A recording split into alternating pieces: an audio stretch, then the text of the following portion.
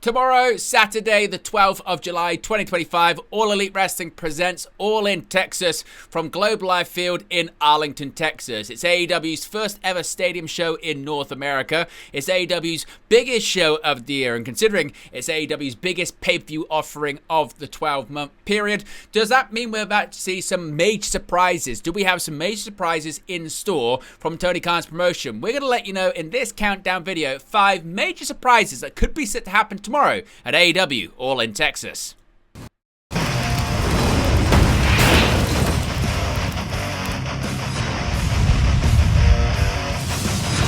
Hey guys, welcome back to Wrestling News 365. Hope everyone is doing very well. As always, there are plenty of stories to get into in the world of professional wrestling. Before we begin today's countdown video, you can see right there, we are now over 23,000 subscribers, getting closer and closer to 24k, getting closer to our target of 25k in 2025. So if you haven't already, be sure to subscribe, join the ever-expanding WNU, that being the Wrestling News universe. In addition, you can become a member of the WN365 roster. Links in the video description below. You can click the join button or scan the QR code when it appears on the sidebar. You get your badges, your emojis, and your exclusive members-only content. And whilst you're checking out the sidebar, you can also see all upcoming live streams we've got here on the channel. It's a massive, massive, massive weekend of pro wrestling here at Wrestling News 365. We're going to be doing watch-along and post-show live streams for AEW All in Texas tomorrow. Then Saturday night's main event, Goldberg versus Gunther in Goldberg's retirement match for the World Heavyweight Championship.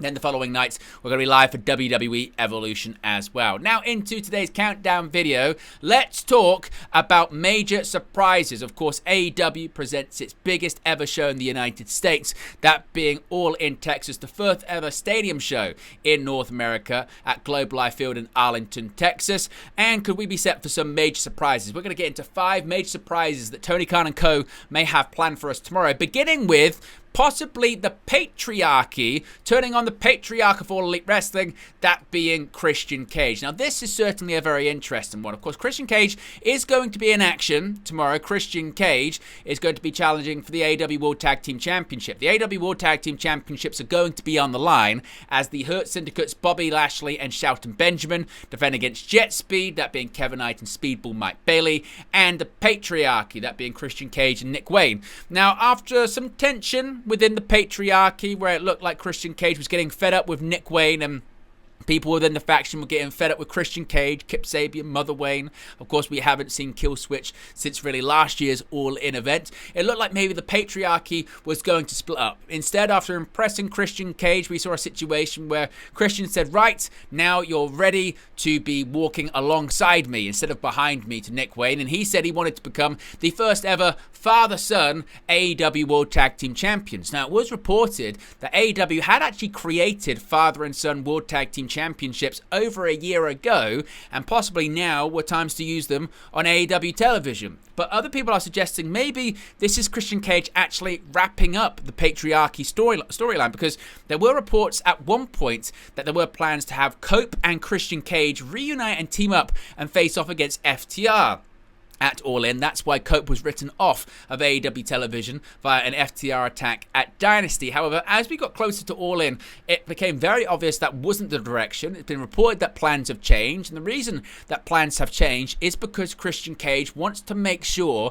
that he finishes up this storyline with the Patriarchy with Nick Wayne. The question is, when is he going to finish up that storyline? Is it going to be a case of they lose the match and suddenly the Patriarchy decide they've had enough, and Nick Wayne, Kill Switch, Mother Wayne, and Kip Sabian all turn on Christian Cage and he's left to fend for himself? Or is it going to be a situation whereby actually Christian Cage and Nick Wayne win the AEW World Tag Team Championships, becoming the first ever father-son AEW World Tag Team Champions, and they use the championship belts that they created a year ago?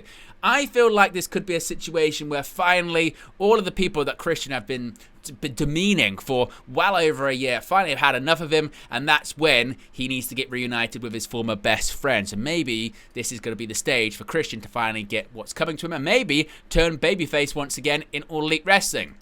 Now, speaking of Christian, you have to talk about Cope. we thought that Adam Copeland was going to be in action at AEW All In Texas. We thought that was going to be the case.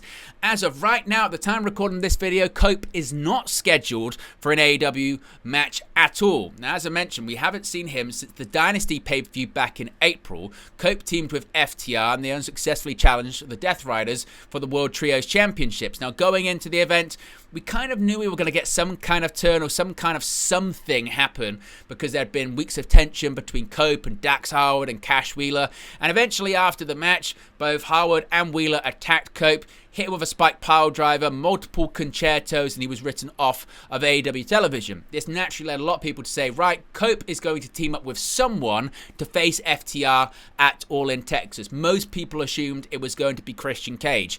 Well, as we got closer to the pay-per-view, we realized, well, Christian Cage is doing a tag team thing with Nick Wayne, and Cope still was yet to return. We have still yet to see Cope come back.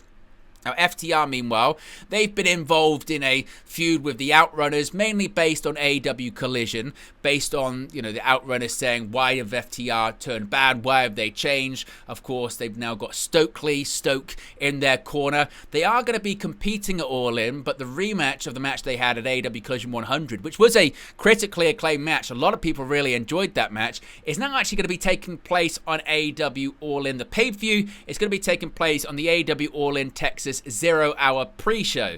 Now, we could, I suppose, see a situation where FTR once again defeat the Outrunners, and then this is when Cope makes his return. He attacks FTR, he attacks Cash Wheeler, he attacks Dax Howard, and then maybe later on in the evening, if the Patriarchy do indeed turn on Christian Cage, maybe that's where Cope comes to the rescue once more, and they do reunite. One thing's for certain, you feel like, considering it's AEW's biggest ever show in North America, it's their first ever stadium show in North America, you just kind of feel like they would have to have Cope appear at some point. Of course, Cope wasn't at AEW All In last year. Why? Because he was injured. This time, he was featured front and center on a lot of advertising, so for him to not be at the show would be quite surprising, considering he's fit and healthy and able to be there. It could be a situation where he returns, goes after FTR, maybe with a spike or something like that, and that puts the wheels in motion for them to face Cash Wheeler and Dax Howard, maybe at All Out. Of course, the event taking place in Canada, the home country of not only Adam Copeland but also Christian Cage. Maybe that doesn't make a bit of sense. And we've also seen these situations before where AEW does like to have a big angle, a newsworthy angle, a noteworthy angle happen right at the end of the All In or just the 0-hour pre-show. The reason thinking behind it is that so many people are watching on social media. Of course, the 0-hour pre-show is available on YouTube and all over the social media channels. If Cope came back at that point, it would get a lot of people talking, and maybe it would get some last-minute pay-per-view buys as well, because they are still in the business of selling pay-per-views. Maybe an Adam Copeland return right at the end of the pre-show would get some extra buys, perhaps. But I feel like Cope, he's likely to return at Globe Life Field. Let's talk about the Young Bucks. Could now be the time that the Young Bucks, at least on television, lose their Executive Vice President titles. Of course, the Young Bucks will be in action at AEW All In Texas. They'll be going up against the makeshift team of Swerve Strickland and Will Ospreay. And there is a lot riding on the line for this one. As I mentioned, if the Young Bucks lose, they will be stripped of their Executive Vice President titles. But if Will Ospreay and Swerve Strickland lose, they cannot challenge for the AEW World Championship for 1 year. Now, this one really could go either way. I've seen a lot of people say that they feel like Swerve and Ospreay, they're going to lose. And then maybe it's going to be Swerve or Ospreay that challenge for the AEW World Championship this time next year at AEW All In. A lot of people saying that could be Will Ospreay. Maybe that should be Will Ospreay. If they lose here, then Ospreay can't compete for 12 months, but next year he wins the Owen Hart Foundation tournament. He's able then to compete at All In London when it's back at Wembley Stadium, and that's where Will Ospreay wins the AEW World Championship. It would make a lot of sense. Or, on the other hand, you could see a situation where maybe the Young Bucks lose and they lose their EVP titles and then they disappear. Why would they disappear? Well, of course, because they now disappear quite a bit off of AEW television. When the Young Bucks signed a new contract with AEW a year or so ago, it actually was for limited appearances, meaning they work a set number of dates for the company. This is similar to a limited appearance deal like some of the WWE wrestlers, i.e. Roman Reigns or Brock Lesnar or others in the past, where the talent's booking is kind of determined determined by the company rather than the talent themselves, according to the Wrestling Observer's Brian Alvarez. Now, the limited schedule is factored into their new contract. It was agreed on months in advance. That's why we have these big gaps between the Young Bucks appearing on television. They come in, they do a program, then they disappear for a while. This could be a similar situation. The Young Bucks lose here. The whole story is that they've been this tyrannical, out-of-control EVP, spending money on limousines, throwing their weight around behind the scenes as part of the EVP storyline that they've been doing for the best part of around 18 months now. And a natural way to end that storyline is you're no longer EVPs. Now, in reality, I think in their contract, technically they are still an EVP at AEW. Whatever that really means, because Kenny Omega's been very vocal about he doesn't really do EVP duties anymore. That ended a long time ago. They're kind of EVPs just in title only, so I don't think it would reflect off screen or anything like that. But this could be a situation where they lose, they're stripped of their EVP titles, they disappear for a while until it's called on them to come back to AEW television and work the dates that are left in their contract for the remainder of 2025. And look, there are still big events to come up this year, namely a Forbidden Door. Of course, the Young Bucks got a lot of history of New Japan Pro Wrestling. There's Full Gear still to come up, maybe World's End too. So there's lots of different places that the Young Bucks could come back at, but maybe this will be the way to write them off television for the foreseeable future. What about the return of not only Darby Allin, but also the man they call Sting? We haven't seen Darby Allin on AEW television in 2025. The last time we saw Darby Allin was on the December 27th episode of AEW Rampage. He was attacked by the Death Riders and thrown down a stairwell in an angle designed to remove him from television as he was training to climb Mount Everest. Of course, he did that. He reached the summit. He came back down, but still, we haven't seen Darby. Now, a report recently from Sean Ross Sapp of Fightful Select stated that he will be back for AEW All in Texas, and a source from Fightful said they would be, quote, shocked if Darby Allin wasn't involved in the June 12th pay-per-view in some capacity. He's already been advertised for an AEW tie-in event during Shark Week.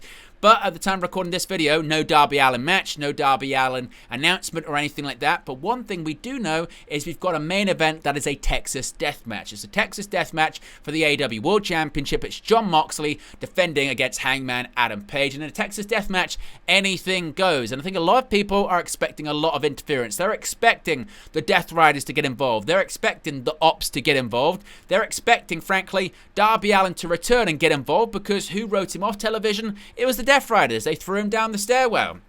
So, because of that, Darby Allin may come back and he might try and fend off the Death Riders himself, but that's not enough. That's where Sting returns. We haven't seen Sting on AEW television since when? We saw him last time in AEW last year at All In. Of course, he retired in March of 2024. He appeared at All In at London's Wembley Stadium after Darby Allin had lost a coffin match to Jack Perry. The Elite was about to set him on fire. Sting made a surprise appearance, took everyone out, hit a double scorpion death drop on the Jacksons before freeing Darby Allin from the coffin. Later on last year in October, Sting announced he had signed a new multi-year non-wrestling contract with AEW, giving the promotion the allowance to sell Sting merchandise, as well as Sting to make sporadic appearances at AEW events, namely the big ones people think, like All in Texas. Sting is from Texas. It's not that big of a trip for him. He's going to be at StarCast. He's doing a year of doing final autographs and picture signings in the makeup, so he will be around, and it would just make a lot of sense, wouldn't it? So a lot of people maybe expect Sting to come out, and maybe that's how they're going to also even the odds against the Death Riders using the baseball bat. So Sting and Darby both returning at All in Texas. It does make a lot of sense, and I think a lot of people are expecting that to be a major surprise at All In. And finally, is this the moment? Is this the moment that Jon Moxley will finally lose the AEW World Championship? Jon Moxley has been the AEW World Champion since Wrestle Dream, since defeating Bryan Danielson, and ever since then, the AEW World Championship has been held under lock and key in the briefcase. We haven't seen the AEW World Championship in such a long time. The whole story has been about liberating the AEW World Championship, liberating AEW from that vice grip of the Death Riders, saving the company.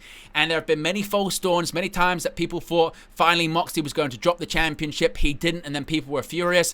I've seen a lot of people say it has to happen on Saturday. If it doesn't happen on Saturday, I'll be furious, and I don't know when. Now, I know people, we spoke about Darby Allin before, say the championship's been promised to Darby Allin ever since Wrestle Dream. The plan was to get on Moxley, a long reign, and then it was going to go to Darby Allin. He was going to be the next AEW World Champion. But you just feel like with Hangman Page, he really has become kind of the face of the company, hasn't he? He's become the top babyface. He's become the sympathetic babyface once more. The character development from being that top babyface to being a world champion to then going down into a spiral, turning heel, his feud with Swerve Strickland, the negative and dastardly things that he did, turning back into a babyface, retiring Christopher Daniels earlier this year, winning the Owen Hart Foundation tournament. It all feels like the cowboy in Texas winning the AEW World Championship and grasping back AEW from the villainous Death Riders. It just makes the most sense, doesn't it? So, is that what we're going to see? Is Saturday finally going to be the time that Hangman becomes a two-time AEW World Champion and we finally see the AEW World Championship? Is it going to be a time where we see a brand new AEW World Championship? A lot of people are assuming that that version you can see on the screen right there of the AEW World Championship is going to come out the briefcase. Maybe it's a completely brand new one. We'll have to wait and see. But Hangman winning the title, surely it has to happen on Saturday. So there you go, guys. There are 5 major surprises that could be in store for AEW All in Texas at Globe Life Field tomorrow. A reminder, if you haven't already, be sure to subscribe. You can see right there, we're over 23,000 subscribers on that road to 24K, on that long road to 25K. That's our goal for 2025. So if you haven't already, be sure to subscribe. Join the ever-expanding WNU. A reminder, you can join the WN365 roster. Links in the video description below. You can click the join button or scan the QR code when it appears on the sidebar. You get your badges, your emojis, and your exclusive members-only content. I'm also checking out the sidebar. You can see all upcoming live streams we've got here on the channel. That includes AEW All in Texas tomorrow. We'll have a live watch-along and a live post-show. Then after that, we'll be live for Saturday night's main event, a live watch-along and a post-show for Goldberg's retirement match against Gunther for the World Heavyweight Championship. And then finally, WWE Evolution on Sunday, the return of WWE's All-Women's PLE. I'll be live with a watch-along and a post-show for that as well. I appreciate everyone for tuning in, as always, and I'll speak to you again very, very soon. Hey guys, thank you for watching, listening, streaming, or however you come across this video today. Be sure to click on the video on the right there to watch our next video, or click the bottom there to subscribe, or the bottom right hand corner. Thank you very much, and I'll speak to you again very soon.